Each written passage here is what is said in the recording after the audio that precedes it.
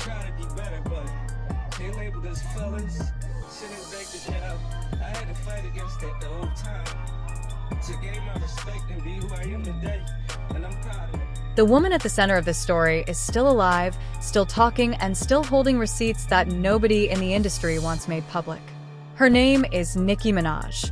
And right now, in 2026, she is the most dangerous woman in hip-hop, not because of her music, not because of her fan base, not because of her empire, but because of what she knows, what she witnessed, what she allegedly recorded, and what she is now, piece by piece, choosing to release.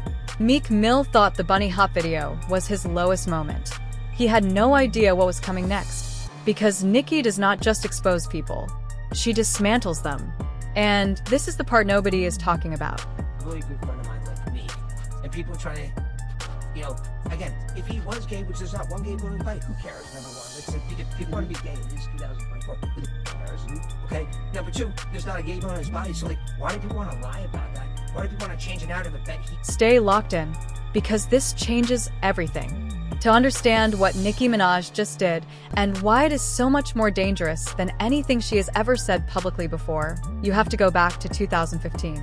Because that is where this story actually begins. Not in 2024, not in the Diddy courtroom documents, not in some viral comment section on a platform that will delete the post by morning. The foundation of everything that is currently unraveling in public was laid quietly, privately, and very deliberately over a decade ago. And the person who was watching all of it from the inside, taking mental notes, keeping her mouth shut until the right moment, was Nicki Minaj. In early 2015, Nicki Minaj and Meek Mill made their relationship official. At the time, it looked like the beginning of something genuinely historic for hip-hop.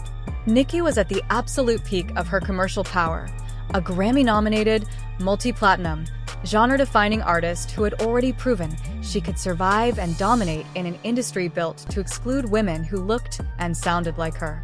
And Meek Mill, at that moment in 2015, was riding one of the hottest waves of his career. His Dreams Worth More Than Money album was a commercial success. He had the streets behind him, the critics paying attention, and a level of industry momentum that very few Philadelphia rappers had ever reached. Together, they looked untouchable. And for a brief window of time, maybe they were. But here is where it gets interesting, because while the public was watching the Instagram posts and the red carpet appearances, something else was happening behind the scenes. Something that Nicki watched up close and could not fully explain at the time. The man she was building a life with was changing. And the person she believed was responsible for that change had a name that, in 2015, nobody in hip-hop dared to say out loud in a negative context. That name was Sean Combs. Diddy. Now, Nicki has never been the kind of woman who speaks carelessly. Every word she puts into the world is calculated. Every public statement she makes is chosen with surgical precision. So when she began, in very careful language, connecting Meek Mill's behavioral changes to his growing proximity to Diddy and the world Diddy operated in, the people paying close attention understood that she was not being dramatic. She was being specific. According to Nicki, the more Meek interacted with Diddy and the circle of elites surrounding him, the more aggressive he became, specifically toward women. She described a version of Meek Mill that the public never saw on stage or in music videos. A man who, in her words, was humble and almost deferential when it came to confronting other men, but who became something entirely different behind closed doors when a woman was involved. She tweeted, and these are her words, that Meek roughed his own sister and taped it, spit on her and taped it, and kicked Nicki in front of his own mother, sending her to the hospital. These are not vague accusations.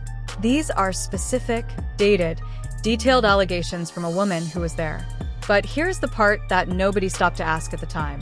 Why was Meek behaving this way? What changed him? And more importantly, who changed him? Because men who are confident in themselves, men who are secure in who they are, men who have nothing to hide, those men do not typically become more aggressive toward the women in their lives as their careers grow. That kind of behavioral shift, that specific pattern of misdirected aggression and private humiliation, almost always points to something deeper. Something that person is carrying. Something they cannot talk about. Something that is eating them alive from the inside. And Nicki Minaj, who was closer to Meek Mill during this period than anyone else on the planet, was watching all of it in real time. Their relationship ended in 2017. And when it ended, it did not end quietly. Nicki did not issue a gentle press statement and move on gracefully. She went on Instagram Live with Soulja Boy. And this detail matters because the setting was deliberately casual, deliberately unscripted, deliberately designed to feel like a candid conversation rather than a formal accusation. And she began talking about something that made the entire hip-hop world pause. She talked about DL men in the industry. Men who present one identity to the public and live a completely different reality in private. Men who, she said, make life unbearably difficult for the women they end up with, because those women become inconvenient reminders of a lie those men are desperately trying to maintain. She did not say Meek Mill's name during that live. She did not have to. The internet is not stupid. And when Nicki speaks in careful, deliberate generalities about DL men right after ending a relationship with a specific man, the world connects those dots at light speed. And then Diddy got arrested. And everything changed overnight. The moment federal agents walked into Sean Combs' world and the indictment documents became public, a decade's worth of whispered allegations suddenly had legal scaffolding around them. Names that had been spoken only in private conversations started appearing in court filings. And one of those names, described in Lil Rod's explosive civil lawsuit as a Philadelphia rapper who had once dated Nicki Minaj, sent shockwaves through hip-hop in a way that no diss track, no beef, no viral moment had ever managed to do. Because this was not the internet speculating anymore. This was a legal document, filed in a federal court, with a specific description that left absolutely zero room for interpretation about who was being referenced. And the moment that lawsuit became public, Meek Mill did something that, if you were paying attention, told you everything you needed to know about his state of mind. He did not laugh it off. He did not ignore it. He did not post a meme and keep scrolling. He offered $100,000, publicly, loudly, desperately, to anyone who could prove he had no connection to anything involving Diddy. Now think about that for 1 second. Think about what that move actually communicates. Innocent men do not typically offer $100,000 to prove their innocence on allegations that have not even been formally brought against them. Innocent men do not go on the internet and draw more attention to a story by loudly proclaiming they have nothing to hide. Innocent men do not behave as if the fire is already in the room before anyone has even lit the match. And yet, there was Meek Mill, in 2024, throwing 6 figures at a rumor. And here is the part that should make the hair on the back of your neck stand up. He never followed through. The offer was made. The money was announced. And then nothing. Because according to sources close to the situation, Meek already knew exactly who had been leaking the information. He already knew exactly whose hands had been carefully, strategically, patiently pulling the strings. He knew it was Nicki. And he also knew that if he actually started investigating, the investigation would not go the way he needed it to go. But stay right here, because we have not even gotten to the part about the party yet. The party where Diddy demanded new locks on every room. The party where the property manager described finding things on those sheets and floors that no amount of cleaning could ever fully explain. The party that allegedly produced an audio recording so graphic, so specific, so impossible to misinterpret, that when it finally leaked onto the internet, the man who claimed to have recorded it said he put his ear to the door and stayed there because he could not believe what he was hearing. That party was thrown for Meek Mill. And Nicki Minaj was the one who paid for it. Let that sit with you for a moment, because the layers of what that single fact implies are almost too much to process all at once. Here is a woman, Nicki Minaj, who in 2015 was so deeply in love with Meek Mill that she personally organized and funded a birthday celebration at a $7.5 million mansion in Las Vegas. A property so luxurious, so over the top, so deliberately extravagant that it made headlines simply for existing. And she did this for him. She opened her checkbook, made the calls, coordinated the guest list, and handed Meek Mill one of the most lavish birthday experiences any rapper had ever been given by a partner. That is not the act of a woman who is indifferent. That is the act of a woman who is all in. And what happened at that party, what was allegedly done inside those rooms, behind those doors, by the man Nicki had trusted with everything, is the wound that never fully healed. And it is the wound that is now, in 2026, bleeding all over the internet. According to the property manager, Jason Haidt, what the staff found the morning after that party looked less like the aftermath of a celebration and more like the aftermath of something that should never have happened at all. Broken bottles of alcohol scattered across marble floors, blood on the sheets in multiple bedrooms, used protection, razor blades, and most disturbingly, hundreds of lubricants and baby oils spread across dressers and surfaces throughout the property. Now, you can tell yourself that a wild celebrity party could produce some of those details. You can give the benefit of the doubt to some of it. But when you stack all of those details together, all of them at the same time, in the same property, at a party where the guest of honor was Meek Mill, and the man pulling the strings behind the scenes was Diddy, the picture that emerges is one that no amount of spin can soften. And here is what makes it worse. Diddy came to that party with a very specific set of demands. He required new locks on every single room. He insisted that he personally hold the keys. He requested that smoke detectors be installed throughout the property. And insiders who were present that night have since alleged that those smoke detectors were not smoke detectors at all. They were cameras, hidden recording devices positioned throughout the mansion so that everything that happened behind those newly locked doors could be captured, stored, and used by Diddy for whatever purpose Diddy decided to use it for later. And if you have been following the federal case against Sean Combs at all, you already know that this is not speculation. This is a pattern. This is exactly how he operated. This is the infrastructure of control that prosecutors have been building their case around. Freak-offs, hidden cameras, recordings used as leverage. And at the center of all of it, men whose public images depended entirely on nobody ever finding out what happened in those rooms.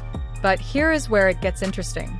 Because while all of this was happening at that Las Vegas mansion, while the cameras were allegedly rolling and the champagne was allegedly spiked and the doors were locked from the outside, there was someone in that building who was not drinking. Someone who had their own supply. Someone who stayed sharp while everyone else was falling under whatever Diddy had introduced into the environment that night. And according to the account that later surfaced from a bodyguard who claimed to have been present, that person put their ear to a door, raised their phone, and recorded what was happening on the other side. The sounds described in that account are not something I am going to repeat in full here. But what the bodyguard claimed he heard, the voices, the specific language being used, the unmistakable sounds of what was happening in that room, was enough that he held his phone there and kept recording because, in his own words, he could not believe what he was hearing. And when that audio eventually leaked onto the internet, the world could not believe it either. Now here is the twist. And this is the part that changes everything about how you understand the timeline that followed. Multiple sources close to the situation have alleged that it was not the bodyguard who was ultimately responsible for that recording reaching the public. It was Nicki Minaj. The theory, and it is a theory that has never been formally confirmed but has been repeated consistently enough across enough independent sources that it cannot simply be dismissed, is that Nicki paid the bodyguard to leak the audio. That she had been sitting on this information for years. That she knew exactly what had happened at that party because she had access to the recording long before the public ever did. And that she chose, with the same surgical patience that defines everything she does, to wait for the exact right moment to release it. Not while Meek was at the height of his relevance. Not while Diddy was still untouchable. But after. After the federal indictment. After the freak-off allegations became public record. After the world was already primed and ready to believe exactly what that audio suggested. And this is the part nobody is talking about. Because if Nicki Minaj has been holding that recording, if she has been sitting on that level of documented evidence for years, then what she did was not an act of revenge. It was an act of strategy. Cold, calculated, perfectly timed strategy. The kind of strategy that a woman deploys when she has spent years being dismissed, being bullied, being physically harmed, being shut out of Grammy recognition despite a discography that any honest music critic would rank among the most significant in the history of the genre, and has decided that she is done playing by the rules of an industry that was never designed to protect her.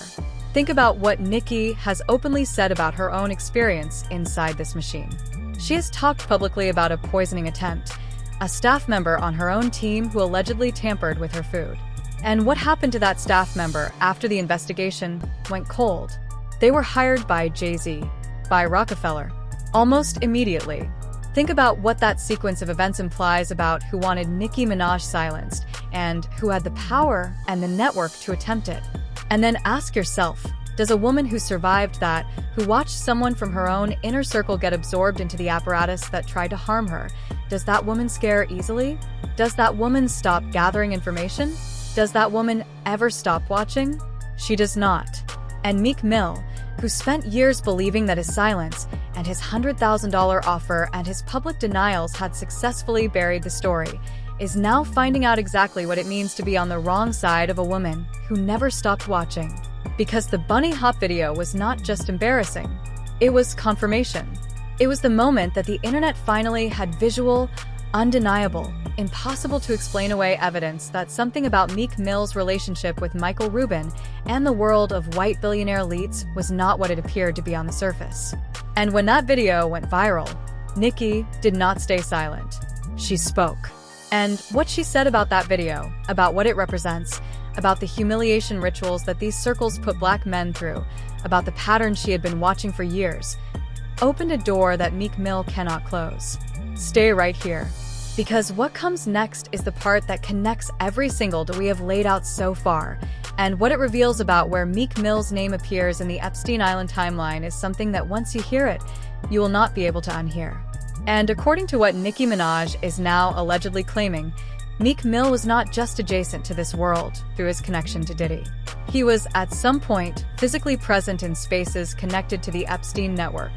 Passed around, in Nicki's alleged framing, among men of a certain financial and social class who had been introduced to the idea that rappers, particularly black male rappers with complicated legal histories and ongoing financial pressures, were available, were accessible, were manageable.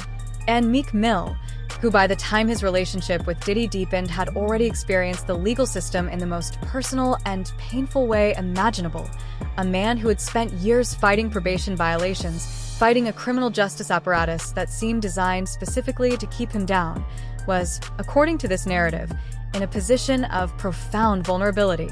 And powerful men who operate in the shadows have always known how to find men in positions of profound vulnerability. They have always known how to offer exactly the right thing at exactly the right moment. Money, protection, industry access, the promise that the legal problems will somehow become more manageable, the suggestion that the right connections can open doors that no amount of talent alone will ever open. Now here is what nobody is asking loudly enough. When Meek Mill released Dreams Worth More Than Money in 2015, the album that became his commercial peak, who was in his corner? Who were the power players sitting closest to him during that window of maximum industry momentum? And why, after that album, did his music never again reach that same commercial height? Why did the critical attention shift? Why did the cultural conversation around him slowly, quietly, almost imperceptibly move from celebration to something more complicated? Artists have commercial ebbs and flows. That is not unusual. But there is a specific pattern that insiders and industry observers have pointed to for years, which is the pattern of an artist who stops needing to sell music because they have found another source of sustenance, another arrangement, another set of men who are willing to fund the lifestyle in exchange for access to the person. And the description that has circulated, the description of Meek Mill as someone who had been, in the language of one source, functioning as a sugar baby to men of significant financial means, is not a description that came from nowhere. It came from people who were close enough to the situation to know what they were describing. But here's where it gets interesting again. Because Meek Mill is not the only person in this story who is allegedly caught in the machinery of this world. He is simply the one whose name Nicki Minaj has chosen to attach her allegations to publicly. And the reason she has chosen him, the reason she is not pointing at someone safer, someone smaller, someone with less of a public profile, is because Meek Mill represents something specific to Nicki. He is not just an ex-boyfriend. He is the person who allegedly put his hands on her, who humiliated her privately while the world watched their relationship and saw only glamour. Who, according to Nicki, became a different and darker version of himself the deeper he went into the world of Diddy and the elites surrounding him. And for Nicki Minaj, exposing Meek is not just about revenge. Although let us be honest, after everything she has described, revenge is not an unreasonable response. It is about telling the full truth of what she witnessed. It is about naming the transformation she watched happen to a man she once loved. And it is about making the world understand that the violence he directed at her was not random. It was not about her. It was the overflow of something he was carrying that he had no legitimate way to process or express. And this is the part that should make every single person watching this stop and think very carefully. Because if Nicki's account is accurate, if the pattern she is describing is real, then what we are looking at is not just a celebrity beef. What we are looking at is a woman who was physically harmed by a man who was himself being harmed and controlled and compromised by a network of more powerful men. A woman who survived that, gathered the evidence, waited for the moment when the world was finally ready to hear it, and is now delivering it with the precision and the patience of someone who has been preparing for this moment for years. She talked about it on that Instagram Live with Soulja Boy. She has dropped references in interviews. She has pointed in this direction repeatedly, carefully, always staying just inside the boundary of what can be said without triggering a lawsuit. And every single time the industry tried to dismiss her, tried to frame her as unstable or vindictive or irrelevant, she kept going. She kept accumulating. She kept waiting. The NAACP Awards moment, where she was publicly mocked from a stage, did not silence her. The Grammy shutouts, 12 nominations and 0 wins for one of the most commercially successful and critically significant female rap discographies in the history of the genre, did not break her. The alleged poisoning attempt did not stop her. The industry's coordinated effort to move the cultural conversation away from her and toward newer, more manageable artists did not erase her. And Meek Mill, who has spent the last 2 years watching the Diddy case consume the industry one name at a time, who offered $100,000 to make the rumors disappear and then quietly let that offer evaporate.